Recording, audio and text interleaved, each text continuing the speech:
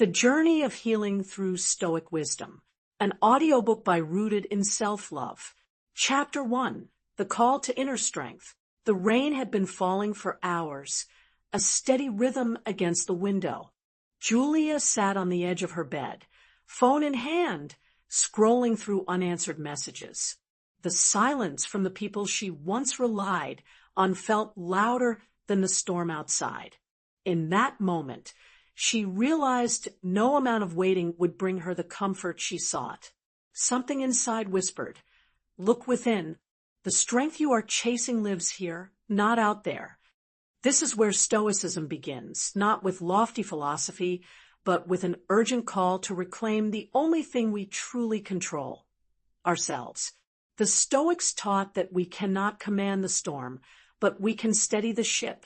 Epictetus, born a slave, reminded his students, "You may fetter my leg, but not even Zeus himself can overpower my will." Healing, therefore, does not begin when the world softens toward us. It begins when we turn inward, recognizing that resilience is already within reach. The trials of life, loss, betrayal, disappointment, invite us to ask, what is truly mine? Stoicism answers, our judgments, our choices, our character. Everything else is borrowed, fragile, temporary. By shifting our focus inward, we no longer beg the world to be kinder. We learn to be unshaken, even when it isn't. Practical exercises. 1. The circle of control. Draw 2 circles, one for what you control, thoughts, actions, effort, and one for what you don't, others' choices, the past, external events. For 1 week, redirect your energy only toward the first circle. 2. Morning reflection. Each morning, write a single sentence beginning with, "Today, I will not be disturbed by." Fill it honestly. This anchors your day in self-command. 3. Evening review. Before bed, reflect. Where did I hand over my peace today? Write it down without judgment. Awareness is the seed of inner strength. Chapter 2, The Power of Perspective. The train screeched to a halt, and David groaned. Another delay. He had an important meeting across town, and now he'd be late. Around him, people cursed, muttered, and shook their heads. But one elderly woman, seated with her hands folded neatly in her lap, simply closed her eyes and smiled faintly, as though the pause were a gift. David caught himself staring. Why was she so calm while everyone else was spiraling? The answer is perspective. The Stoics believed that events themselves are neutral, neither good nor bad. What creates suffering is our judgment about those events. Marcus Aurelius wrote, "If you are pained by any external thing, it is not this thing that disturbs you, but your own judgment about it." A train delay is only metal resting on tracks. Whether it is a disaster or a chance to breathe depends entirely on how we frame it. This truth does not minimize real hardships. It magnifies our power to meet them. When illness strikes, we can view it as punishment or as a teacher in patience. When someone betrays us, we can see only the wound, or we can see the unveiling of truth that frees us from illusion.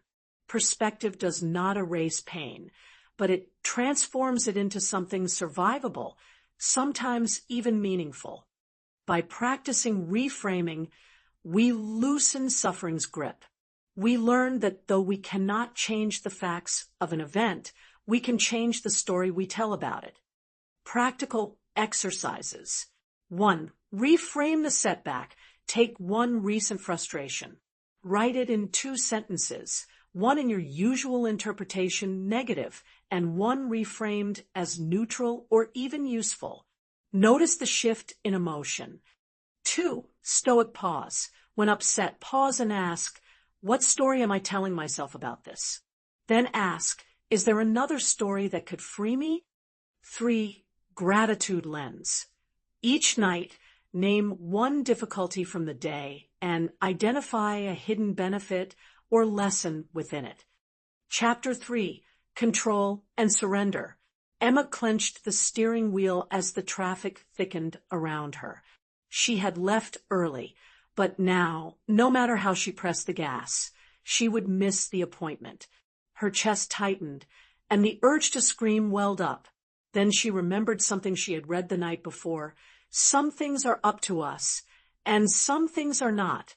Slowly, she released her grip, turned on the radio, and breathed. The traffic didn't move any faster, but she did. This simple truth is the heart of Stoicism, the dichotomy of control. Epictetus taught that our lives are divided into two realms. In one realm lie our thoughts, choices, actions, and values. In the other lie everything else, other people's behavior, the weather, fortune, health, and even the hour of our death. Confusing these realms is the root of much of our misery. When we fight to control the uncontrollable, we suffer. When we abandon what is in our power, we drift. But when we surrender to what we cannot change and focus on what we can, we discover a calm, strength the world cannot shake. The Stoics did not teach resignation, but liberation, to place our energy where it actually matters. Life will always present storms, traffic jams, betrayals, illness, disappointments. The question is not whether they come, but how we meet them. Control what you can. Surrender the rest. That is the path to peace. Practical exercises. 1. 2 lists. At the start of your day, list one thing you can control today and one thing you cannot. Commit to acting wisely on the first and letting go of the second. 2. The release ritual. Write down a worry that is outside your control. Read it aloud, then tear or burn the paper as a symbol of surrender. 3. Control check. When stress rises, pause and ask, is this within my power? If yes, act. If no, release. Repeat until it becomes instinct. Chapter 4. Emotional Mastery. The argument was over, but Luis's heart was still racing. His friend had said something sharp, and before he could think, Luis snapped back, his words cutting deeper than intended. Hours later, regret gnawed at him. He replayed the moment again and again, wishing he had paused, wishing he had chosen differently. This is the battle we all face, not the world outside, but the storm inside. The Stoics never told us to suppress emotions. Instead, they taught us to master them, to understand their spark, give them space to cool, and respond with wisdom rather than impulse. Seneca wrote, "We are more often frightened than hurt, and we suffer more from imagination than from reality." Anger, fear, envy, grief, all are natural, but left unchecked they can rule us. Emotional mastery is not about becoming stone, it is about becoming steady. The Stoic approach invites us to pause, observe our emotions, and then ask, does this reaction serve my character? If not, we are free to choose again. Think of emotions as wild horses. Suppressing them only makes them buck harder, but guiding them with reins of reason allows us to move forward with strength and direction. In mastering emotions, we do not lose our humanity, we gain our freedom. Practical exercises. 1. Name the emotion. When a strong feeling arises, pause and name it. I feel anger. I feel fear. Naming it reduces its grip and gives you distance. 2. The Stoic pause. Before reacting, count to 10 and ask, what response reflects the best version of me? 3. Daily calm practice. Each evening, recall one emotional moment from the day. Ask, did I react or respond? How could wisdom have guided me better? Chapter 5. Finding Freedom and Acceptance. When Maya's job was cut unexpectedly, she spent weeks replaying the moment, bargaining with what-ifs. What if she had worked harder? What if the company had chosen someone else. The sleepless nights stretched into months. One morning, exhausted, she stepped outside and noticed the sunrise, brilliant, unbothered, constant. For the first time in weeks, she thought, maybe I don't need to fight what has already happened. This is the essence of Amor Fati, the Stoic invitation to love our fate, not merely to accept what we cannot change, but to embrace it as if it were chosen for us. Marcus Aurelius wrote, "Accept whatever comes to you woven in the pattern of your destiny, for what could more aptly fit your needs?" Acceptance is not passivity. It does not mean approving of injustice or abandoning effort. Rather, it means releasing resistance to reality as it is. When we argue with the past, we lose every time. Healing begins when we stop demanding that life be different and start working with the life we have. Resisting reality breeds bitterness. Embracing it creates freedom. Even pain can become meaningful when we meet it with openness rather than resentment. The Stoics remind us that peace is not found in wishing for a different world, but in learning to live fully in this one. Practical exercises. 1. The What Is Journal. Each morning, write down one fact of your current life you tend to resist, a circumstance, a limitation, a loss. Follow it with the phrase, "And still, I will live well." 2. Amor Fati meditation. Repeat silently, "I choose to love what happens, for it is part of my path." Do this especially when facing disappointment. 3. Redirection practice. When something unwanted occurs, ask, "How can I use this?" rather than fight it. Write one possible benefit or lesson. Chapter 6. Building Resilience Through Adversity. After the accident, Daniel's life was split into two chapters, before and after. Once a runner who found freedom on the track, he now faced months of immobility. At first, bitterness consumed him. Every glance at his unused shoes felt like salt in the wound. But slowly, as days stretched on, he discovered something unexpected. He began journaling, reading, reconnecting with friends. His body was weaker, but his spirit, through trial, grew stronger.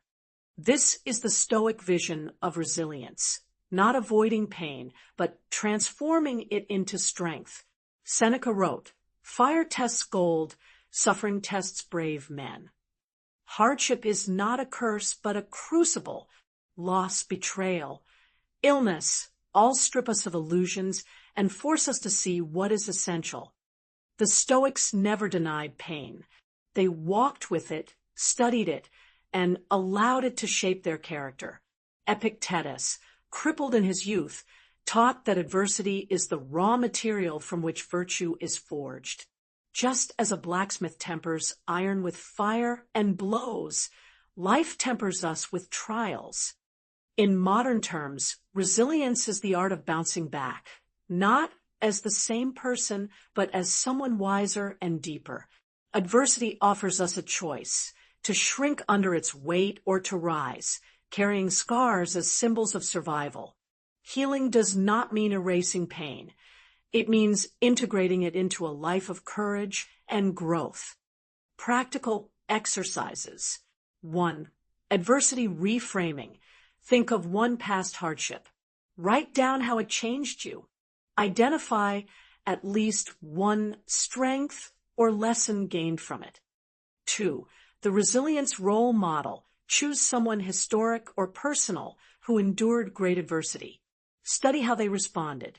Reflect on how their example can guide your own trials. 3. Micro-adversity training. Build resilience through small challenges. Take a cold shower, fast for a meal, or push through an extra workout. Remind yourself, if I can endure small discomforts, I can endure larger ones too. Chapter 7. Virtue as the Path to Wholeness.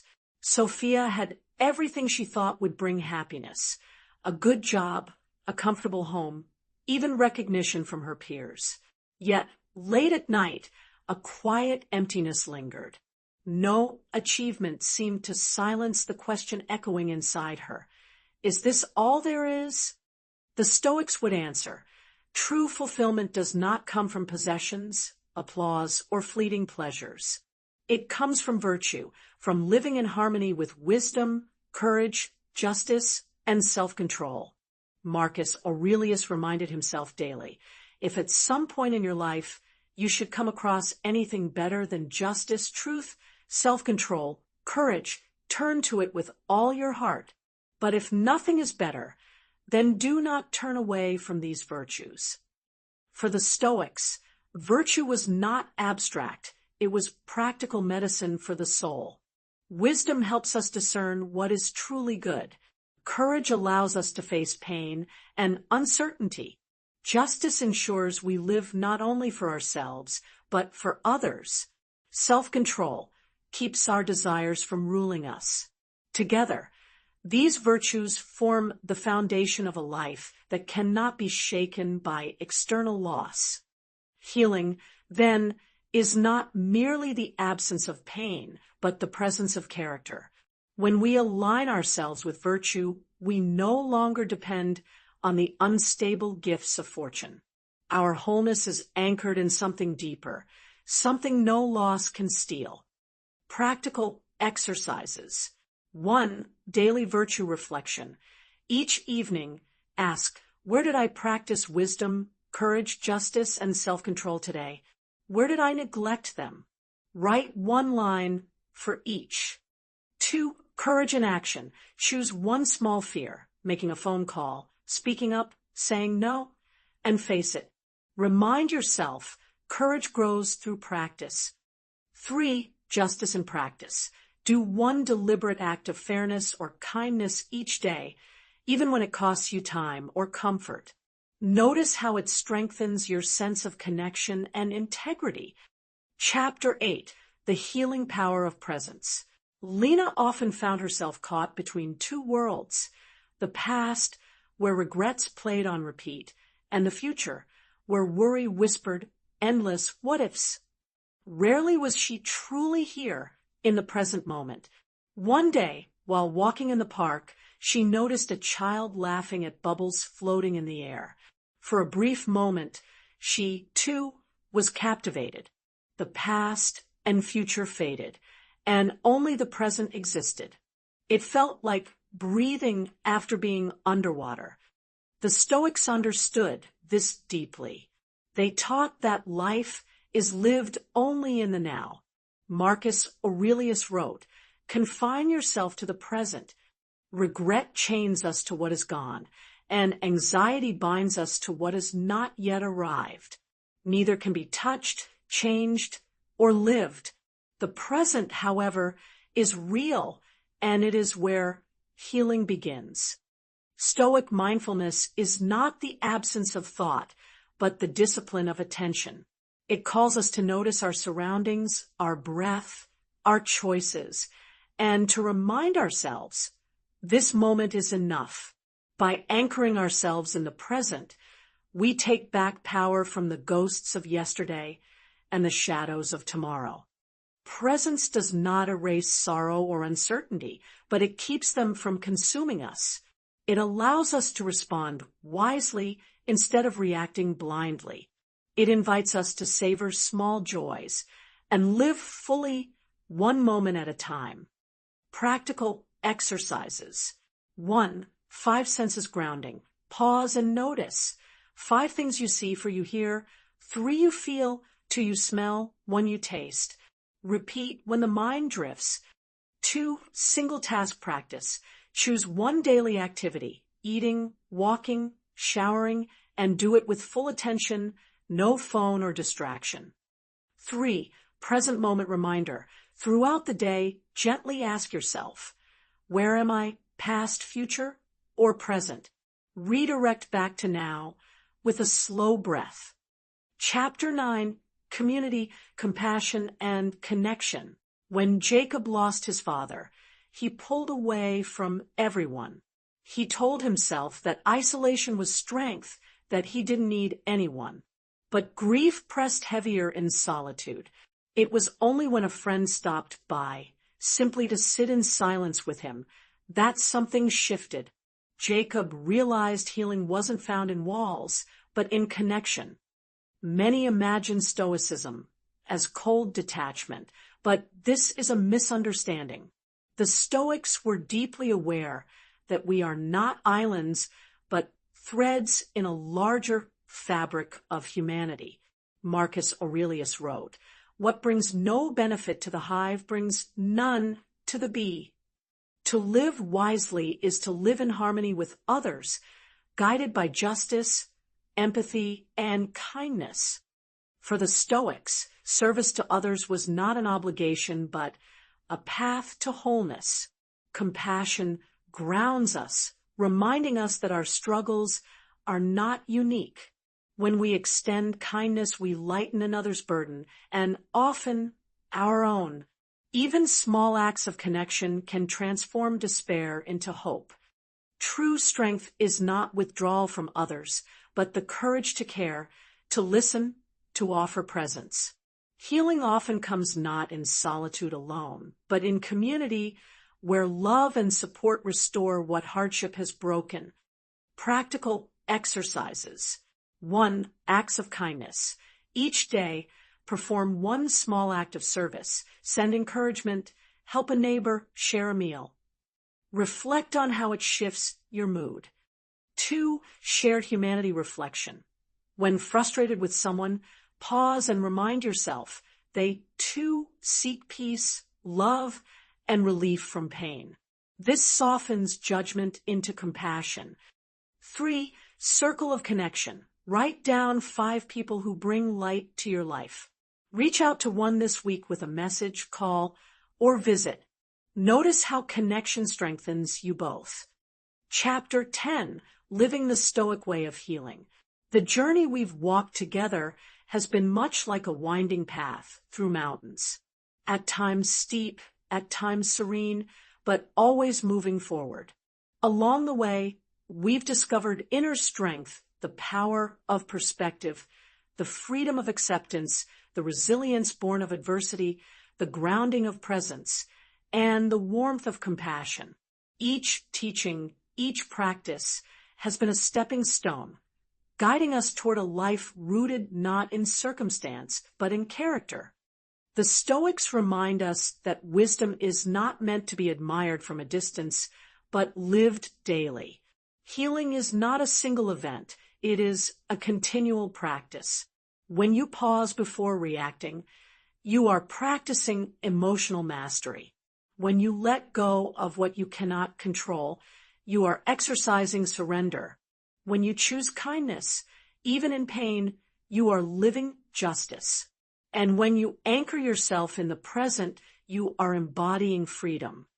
To live the Stoic way is to meet life as it comes, without fear, without bitterness, without clinging, trusting that every moment is an opportunity to grow in virtue. Marcus Aurelius wrote, "Waste no more time arguing about what a good man should be. Be one." Healing is not about becoming perfect, but about becoming whole, step by step, choice by choice.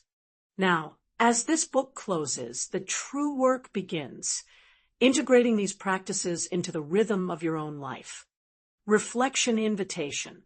Take a moment to ask yourself, what wound in my life is asking to be healed through wisdom, courage, justice, or self-control? Write it down and begin living your answer today. And I'd love to hear from you. Share your reflections in the comments below. Which Stoic lesson resonated most deeply with you? Your story might be the very thing someone else needs to hear.